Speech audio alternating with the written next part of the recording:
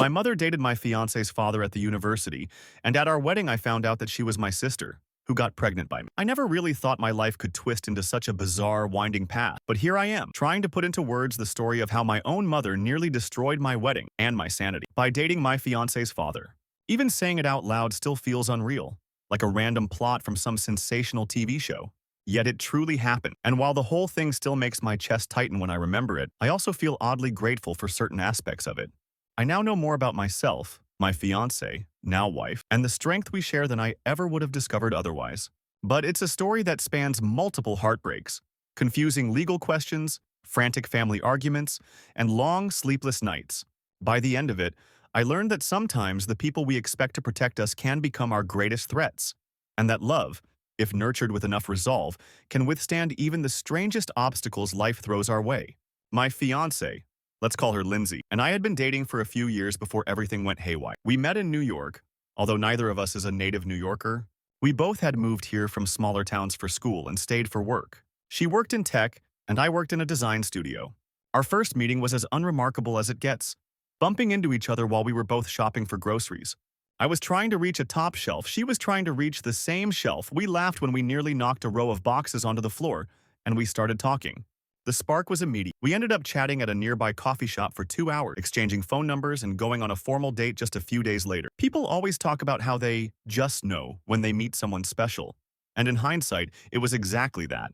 It felt effortless, as if the universe was quietly winking at us, telling us we were meant to meet. Things progressed smoothly. We started out by learning everything about each other, favorites in music, movies, hobbies, the usual. But there was an odd sense of comfort that went beyond typical dating routines.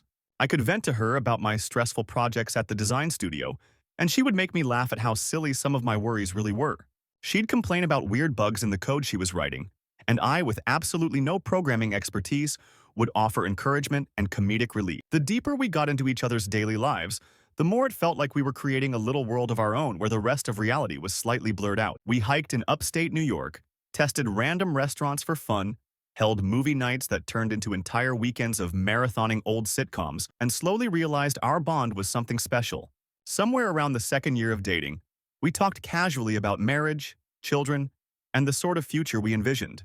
Lindsay admitted she'd always believed in marriage if two people loved each other deep. I had more complicated feelings, owing to my background. My mother, Catherine, had been married multiple times. 5, in fact. My father was her second husband. Growing up, I witnessed a dizzying array of stepfathers coming in and out of my life, each with his own set of problems, each marriage ending in acrimony. My mother's way of dealing with conflict was always dramatic. Lots of shouting, tears, manipulative tactics. She had a need for control that escalated with every relationship. My father had tried to maintain some relationship with me, but eventually he moved to a different state. The last time I saw him, I was still in my teens. He and my mother never got along post-divorce, so there was zero chance of him being around. After the 5th marriage, I think I just became numb to it all. I was tired of chaos, tired of wondering when my mother would decide everything was a disaster and torch whatever semblance of stability we had. By my mid-20s, I drifted away from my mother emotionally. The older I got, the less I tolerated her controlling nature, her jealous rages, her strange moralizing. I tried to maintain civility as best I could, but each time we talked, it turned into an exhausting ordeal. She was never physically violent, but the emotional manipulation was intense. If I missed one phone call, she'd call me ungrateful. If I didn't drop everything to run an errand for her, she'd accuse me of loving someone else more than it was never healthy. So, about a year before my engagement to Lindsay, I finally cut off all contact. I blocked my mother's number, set up an email filter, and essentially walked away from that relationship for my own peace of mind. It felt liberating to be free of her voice in my ear, but also sad and guilty. Who wants to cut off their own mother? Lindsay knew all about this, of course. I told her everything early on, wanting her to see the baggage I carried. She was supportive, assured me I wasn't doing anything wrong by protecting my boundaries. I remember her hugging me as I confessed how ashamed I felt about the deep dysfunction in my family life. She told me her father, Henry, was the polar opposite of my mother. He was supportive, kind, and had raised her alone after her mother passed away when she was still young. Lindsay described her father as a somewhat lonely but genuinely good man who devoted much of his energy to giving his daughter the best upbringing possible. She told me that even though he might still be grieving the loss of his wife, he was a sweet father who made sure Lindsay knew she was loved. I felt a sting of envy at how normal her paternal relationship was, but I was truly glad she at least had that. After about 3 years of dating, I decided I wanted to propose. The clarity came one chilly November night when Lindsay and I were curled up on the couch, sipping hot chocolate and watching some random holiday movie. I glanced at her and realized I couldn't imagine life without her steady presence and her unconditional warmth. I started planning the proposal. Originally, I wanted to do something extravagant, but after a while, I concluded that our love felt most alive in the simple, everyday moments. So I ended up proposing at home, with candles lit, music playing softly in the background. I dropped to one knee, my voice quavering with nerves, and asked her to marry me. She said yes immediately, tears in her eyes, and I felt a rush of joy that almost knocked me off my feet. That was 4 months before our intended wedding date. We set about planning, not wanting a long engagement, but also wanting enough time to get things right. We booked a cozy venue in upstate New York, a charming estate with a garden perfect for an outdoor ceremony if the weather cooperated. We drafted a guest list of around 100 people. We each had families scattered across different states, plus our friends and some of Lindsay's colleagues. Lindsay wanted to invite her father, obviously, and a few of his close friends, but I was hesitant to invite my mother. I told Lindsay I was perfectly comfortable not having her there, and Lindsay, despite her sweet nature, understood why. She knew the pain my mother had inflicted on me. We decided not to send my mother an invitation. I half expected her to find out anyway. She had a way of popping up in my life no matter what walls I put up, but I hoped maybe she wouldn't. Fast forward a couple of weeks, invitations went out, arrangements were falling into place, and we were in that blissful headspace where you find yourself half excited, half anxious about all the wedding details. Then one day my phone rang. It was a random number I didn't recognize, and for some reason, I felt compelled to pick up. I still remember the cold, sinking feeling in my stomach when I heard my mother's voice on the line. A short greeting, loaded with sarcasm. "Hello, son. Remember me?" She asked if the wedding invitation got lost in the mail. I told her politely that she wasn't invited. She then dropped the bomb. "That's fine. You can't get married anyway, not after I tie the knot with your fiancé's father. Then she'll be your sister, you know. Incest is illegal." She said it in a deranged sing-song, as if mocking, savoring the shock she knew I'd experience. It felt like my entire body had turned to ice. My mind reeled. My mother was claiming she had been dating Lindsay's father for nearly a year. According to her, once they got married, Lindsay and I would be step-siblings, effectively committing incest if we continued our own marriage plans. It was grotesque just to hear that word. I stammered out half-formed questions, but she cut me off with, "If you don't call off the wedding, I will. I'll contact the authorities. I'll do anything to stop you." Then she hung up. I just stared at my phone, trying to figure out if this was some elaborate lie or if she was telling the truth. My mother had a tendency to fabricate stories, so I wasn't sure how seriously to take it. When Lindsay got home, I felt a wave of nausea even bringing up the topic. She was shocked, laughed it off at first, saying, "My mother must be lying." But she decided to call her father, Henry, just to be safe. I watched her pace around the living room as she spoke to him. The conversation ended after a few minutes, and she turned to me with wide eyes. Henry confirmed that, yes, he had indeed been dating a woman named Catherine for almost a year. He never knew she was my mother. She used the surname of her most recent ex-husband. He had no clue about her complicated family history. He'd shown her our wedding invitation a few days prior. Excited to show her the details of his daughter's big day? That's when, presumably, my mother realized the groom was me, and she concocted this plan to sabotage us. Henry apologized profusely to Lindsay. He apologized to me too once we talked. He said it never even crossed his mind that Catherine was my mother. They never talked about me by name. She simply mentioned she had an estranged adult son, but gave no details. He admitted he started seeing red flags only after she discovered who I was. She became hostile, urging him to protect Lindsay from a scandalous relationship. He couldn't understand it. Now that he knew the truth, he felt deeply uncomfortable. But he also harbored genuine feelings for Catherine, or at least for the woman he thought she was. He didn't intend to propose to her anytime soon, but he also wasn't sure if he should break up with her outright. Still, he recognized that she was threatening us, which appalled him. We spent the next few days oscillating between disbelief, anger, and fear. My mother kept calling me from different numbers because I blocked her main one. Each time she left a voicemail, the content became more ominous. "If you don't break up with Lindsay, you'll regret it. I'll make sure everyone knows you're committing incest." She threatened to leak our story to newspapers and TV stations, bizarrely convinced that the public would join her in outrage. I consulted a few legal websites and even reached out to a friend who worked at a law firm. They reassured me that if Lindsay and I weren't biologically related, no legitimate law in New York forbade us from marrying, even if our parents ended up married to each other. But logic didn't soothe the emotional turmoil we were living through. We started to worry about the wedding vendors, fearing my mother might call them pretending to be us to cancel or sabotage our arrangements. We set up passwords with the venue, the caterers, the florists, everywhere, It felt insane to have to take such measures against my own mother. Henry also found himself in a terrible position. My mother was pushing him to propose, claiming it was urgent, that it would protect Lindsay and me from what she called criminal incest charges. He tried to tell her that made no sense, that we weren't siblings, that we'd known each other for years, long before they started dating. She refused to listen, grew hostile, threatening him with wild accusations. Henry confided in me and Lindsay that, as much as he cared for this woman he'd been dating, he started to see a whole different side to her, one that terrified him. Yet letting go of someone you'd grown attached to is never easy, especially when you're older, lonely, and convinced you finally found companionship. He told us not to worry, though, insisting he'd never do anything to jeopardize our marriage. But that didn't prevent my mother from trying to sow chaos. Our wedding was still a few months away, but every day felt more suffocating. Lindsay told her father he was welcome to come to our apartment anytime, that he was never to bring Catherine with him, of course, and we tried to have calm discussions about how to handle the situation. We still wanted Henry at the wedding. He was Lindsay's father, after all, but what if Catherine tried to show up too? We started making a list of security measures for the day of the ceremony. Sometimes I lay awake at night, feeling my heart pound, imagining that in the middle of our vows, my mother would burst through the door, shrieking accusations at us. Lindsay would comfort me, reminding me we had the law on our side, and that we couldn't let my mother's madness ruin this precious time in our lives. Meanwhile, my mother's calls got darker. She screamed that she'd find a way to have our wedding declared illegal, that she'd contact Child Protective Services in case we ever had children, claiming they were products of incest. She threatened to smear our reputations at our workplaces. It was horrifying how far she was willing to go just to prove she still had power over me. At times, I felt guilty, wondering if cutting her off had fueled her bitterness to this extent. Other times, I was furious, thinking no mother should behave like this, no matter how hurt she might feel. Lindsay was shaken, but she put on a brave face for me, reminding me that we had one another's backs. She joked about how we should have planned our wedding on a remote island without telling a soul. As the weeks dragged on, Henry grew more and more conflicted.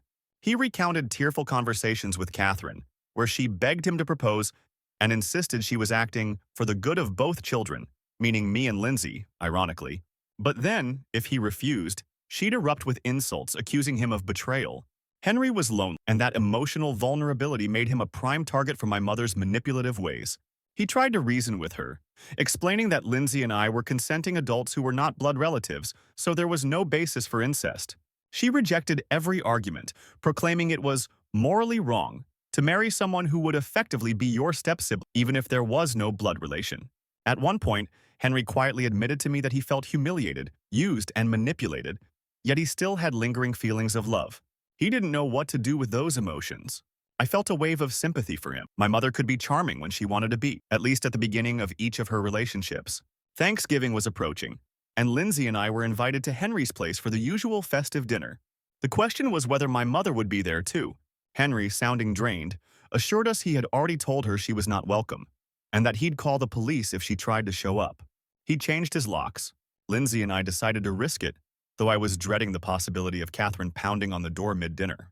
The day arrived and the atmosphere was tense. Henry had prepared a lovely meal: turkey, stuffing, all the trimmings. We sat around making small talk, but in the back of our minds we were all expecting an explosion of some sort. My mother never showed up. Perhaps she was trying to make a statement of her own by staying away, or maybe she had other plans. Either way, we made it through Thanksgiving relatively peacefully. During dinner, Henry told us he was considering ending things once and for all with Catherine. He had suspected she was not stable when she started ranting about wanting to sabotage our wedding, and after her repeated threats and manipulations, he realized that the sweet woman he fell for might have been a facade. Lindsay tried to comfort him, reminding him that love can blindside even the most cautious of people, and it wasn't his fault for trusting someone who turned out to be toxic. I sat there, a swirl of conflicting emotions.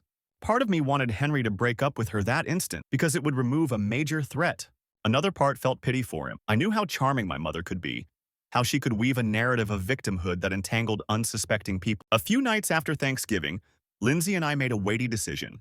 We agreed that if we wanted to protect our wedding, we might need to get legally married earlier, in a private ceremony, just so that if my mother tried to pull any legal shenanigans, she'd be too late. We wouldn't tell anyone except a few confidants. We'd still hold the big wedding on our planned date, but in the eyes of the law, we'd already be married, making it impossible for her to claim our marriage should be nullified due to her own prospective marriage to Henry. It felt a little anticlimactic, but we were too on edge to do otherwise. We learned that in New York, you can apply for a marriage license and then have a ceremony once the waiting period is over. So we did that, secretly. We filled out the forms, gave them to the county clerk, and set a date to sign the official certificate in front of a judge. We didn't relish the secrecy, but it seemed like the only path to ensure our ceremony wouldn't be destroyed by my mother's interference. Henry agreed to be our witness, which was a bittersweet decision. We met at the courthouse early in the morning, wearing simple dress clothes. Lindsay had a modest white outfit, and I wore a shirt and tie. We walked into a small room, spoke to the judge, exchanged brief vows that we'd hastily written, and signed the certificate. Henry looked torn between pride and sorrow. I think he felt guilty that the mother of the groom and father of the bride had created such a fiasco. It wasn't the wedding Lindsay and I had imagined, but we both felt a sense of relief once we walked out of there with the legal proof of our marriage. Even if Catherine tried anything, we were now officially husband and wife. Afterward, Henry took us to a small cafe nearby for breakfast to celebrate. We ordered pancakes and coffee, and though we tried to be cheerful, there was a subdued atmosphere. We acknowledged that our real wedding would still happen on the planned date, with guests and a ceremony. But the fact that we had to do this early marriage out of fear left a sour taste in our mouths. Henry apologized again, though we kept reassuring him it wasn't his fault. I confess, a part of me was angry at him for not seeing my mother's true colors early, but I also knew how adept she was at hiding them when it suited her. The controlling side of my mother often lay dormant, until she felt she was losing her grip, at which point it would explode with full force. Once my mother got wind that we were legally married, all hell broke loose.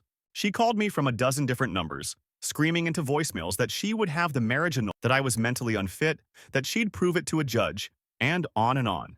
I blocked every number I could. Lindsay received a few harassing calls too before she blocked them. Catherine tried to shame us, telling anyone in the family who'd listen that I was a traitor for marrying behind her back, and that Lindsay and I were living in sin. It was simultaneously stressful and absurd. If I hadn't lived it, I might have found it almost comic that my mother was trying so desperately to stop a perfectly normal marriage. We had the support of most of our relatives. The few who were in touch with her either were too frightened to confront her or had already learned to distance themselves from her drama. Meanwhile, Henry finally did it.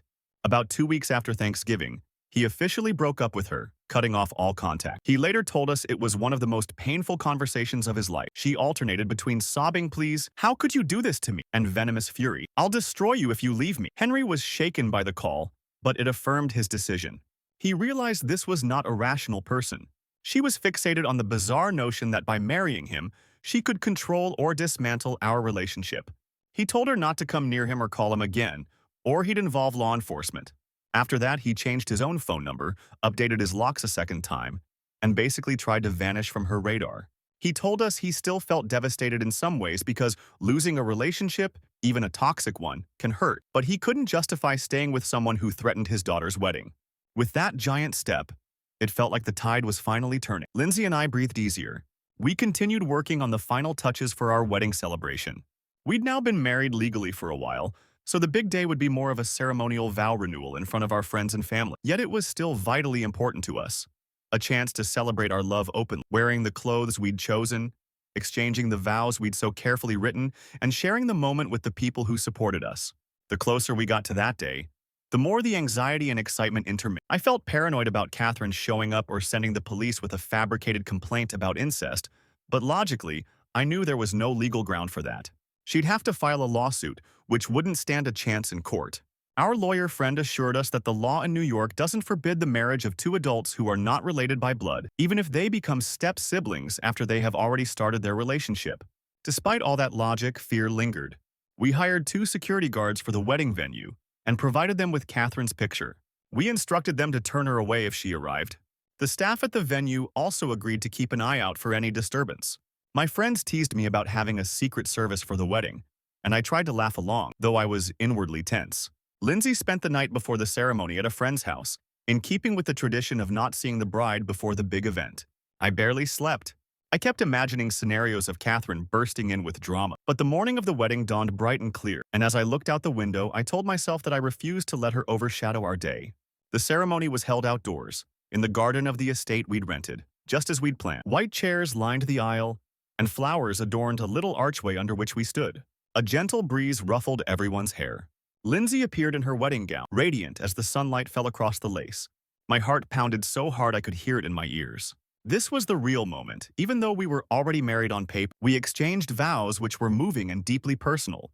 We alluded lightly to the trials we'd been through, speaking of our unwavering devotion to one another. Lindsay's voice trembled with emotion, and I found myself tearing up when she promised to stand by me, no matter how chaotic life might become. I promised her that I would protect our life together and never let anyone drive a wedge between us again.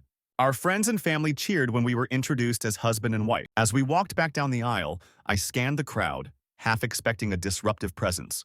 But Catherine did not appear. The security guards gave me discreet thumbs-ups, indicating everything was normal. The reception took place inside the estate, with tables set up in a warmly lit ballroom. Speeches were made. Henry gave a toast where he expressed gratitude for seeing his daughter so happy and apologized indirectly for the turmoil. Lindsay's maid of honor told funny stories about our early dating days. We ate, danced, cut the cake, and tried to soak up every precious moment. For the first time in months, I felt like I could breathe. My mother was out there somewhere fuming, but she hadn't succeeded in destroying anything. Our wedding was a blissful, tearful, joyous celebration of love. After the wedding, Lindsay and I were finally able to enjoy a honeymoon, which we'd scheduled to take place about a week later. Another trip upstate to a rustic lodge, followed by an international flight to Europe. We traveled first through the Adirondacks, staying in a cozy cabin by a lake, enjoying quiet mornings. We turned off our phones for hours each day, wanting no part of the outside world, especially not my mother's chaotic presence.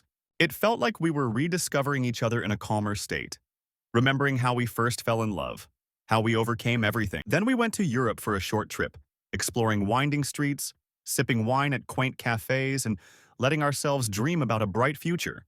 Occasionally, Henry would text us updates that Catherine had tried to call him or showed up near his building, but the police had warned her to back off. He told us not to worry, that he was handling. By the time we returned, we stepped into our shared apartment as newlyweds, exhausted but elated.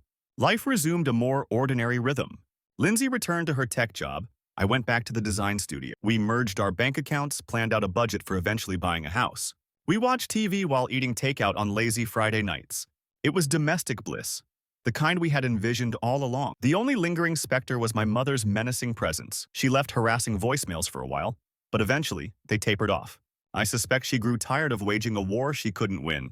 If she had tried to file any formal complaint, it went nowhere. To this day, we haven't been summoned to any court regarding incest allegations. Henry, on his part, slowly recovered from the emotional blow of losing his relationship with Catherine. I realized at some point that he was grieving not just the end of that relationship, but also the future he'd imagined with someone who might have been a companion in his later years. It's not easy to acknowledge you've been duped by a malicious person.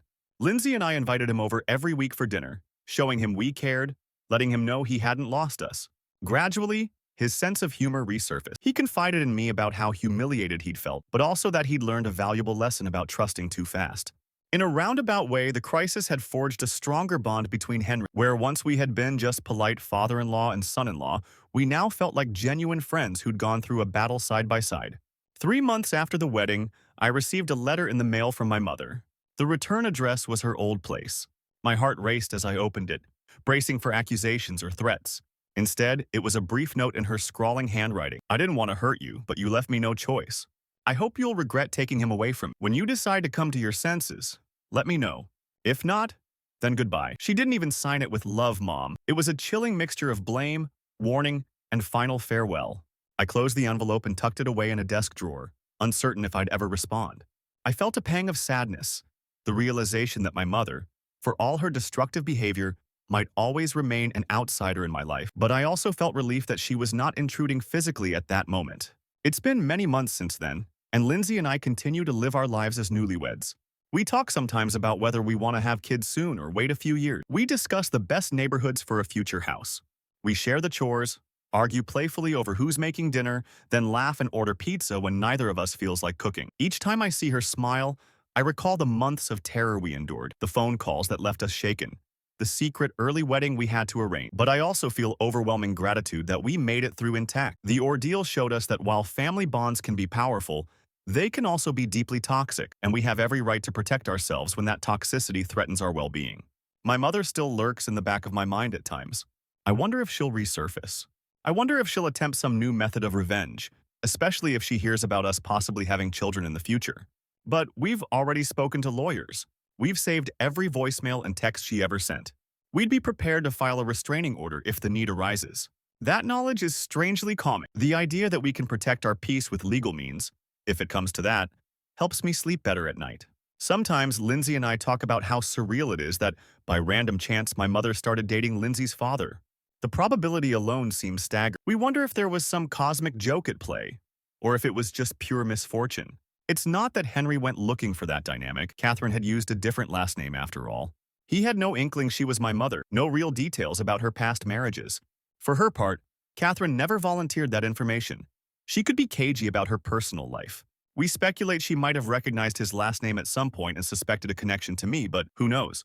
Either way, it's behind us now, and we hold on to the hope that the next time fate decides to toy with us, it'll be in a gentler way. Our friends still shake their heads in disbelief if we ever mention the entire fiasco. Some of them comment that we should write a book or pitch it as a TV script. It's definitely not your everyday wedding story.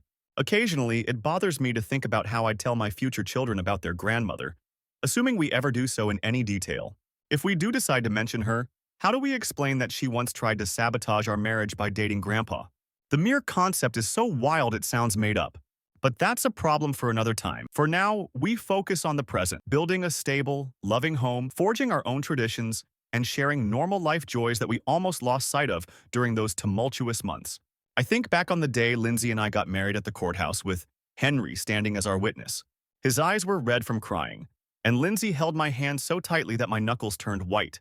We kept our vows short, yet meaningful, referencing the storms we had weathered and promising to face any future storms together. I remember signing the papers, my heart thudding, half afraid of a last-second interruption, but none came.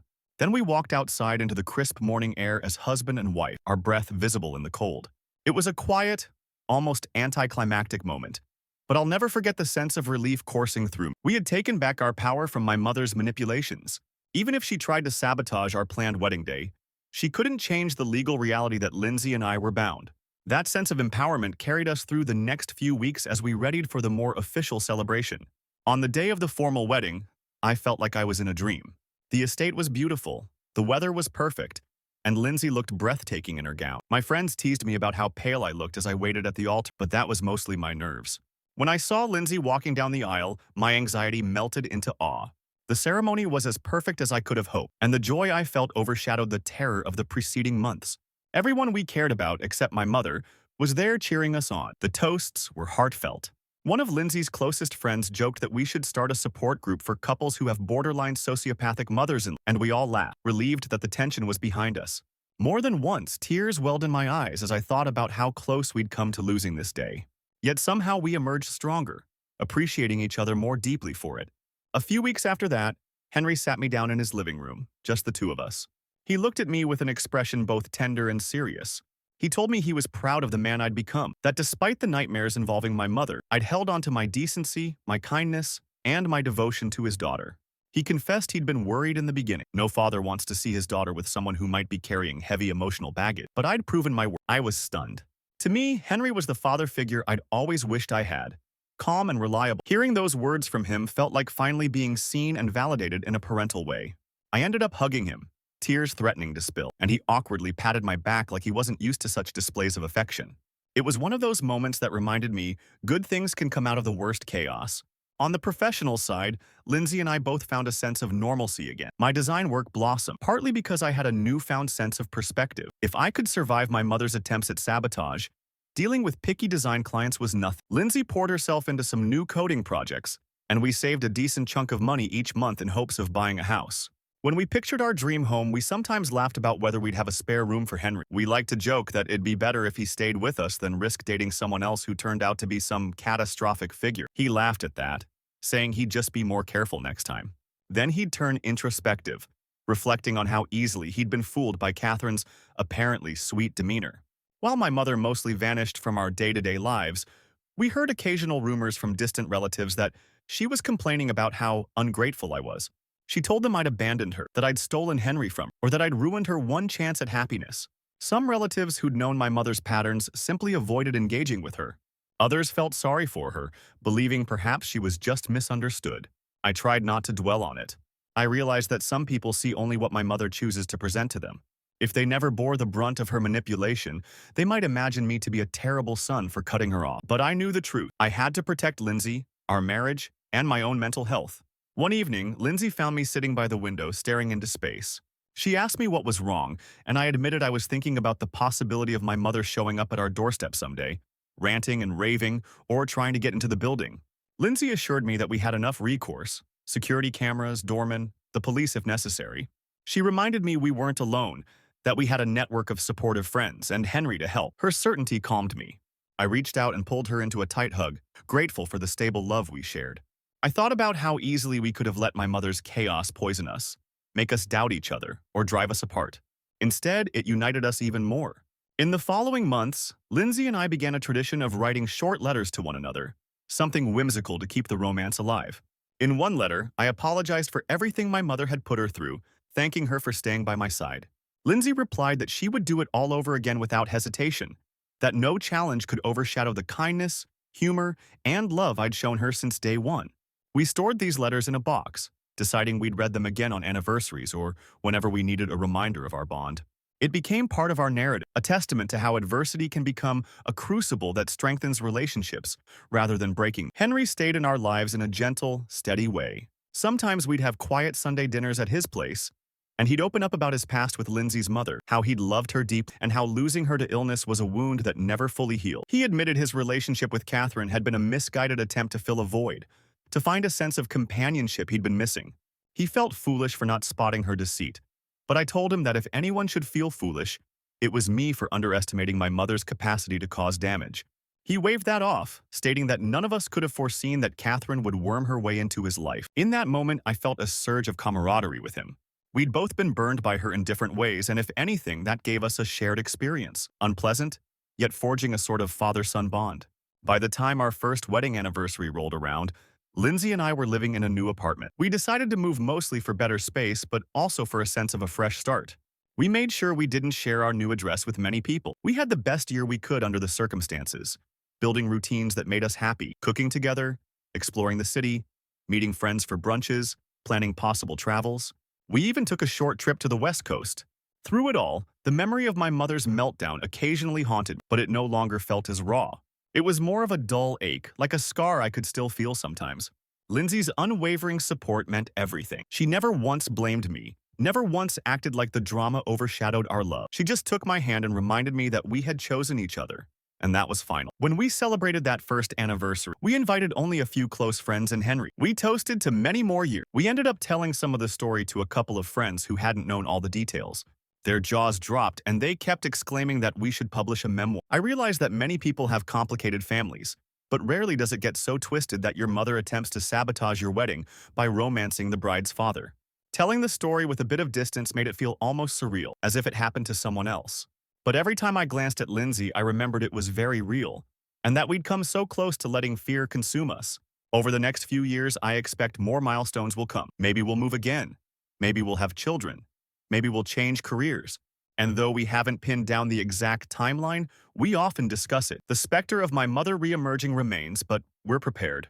We have each other, our legal ducks in a row, and a supportive father-in-law who's become a true friend. I recognize that for many couples, wedding planning is a stressful time, but usually for simpler reasons. Budget issues, squabbles over color schemes, seating arrangements, that sort of thing. We had to contend with the looming presence of a vindictive mother who wanted to block our union by hooking up with the bride's father. It was harrowing, yes, but it gave us a perspective that no challenge, financial, logistical, or otherwise, can ever compare to that meltdown of emotion and legal threats we survived. Sometimes, I read back through the text messages from that era, the ones I saved, and I'm astounded by the raw vitriol my mother spewed. She'd call Lindsay a filthy usurper, me a disobedient boy who deserves to be punished, or Henry, a coward who can't handle a strong woman. It's disturbing to realize how twisted she can become when she feels slighted.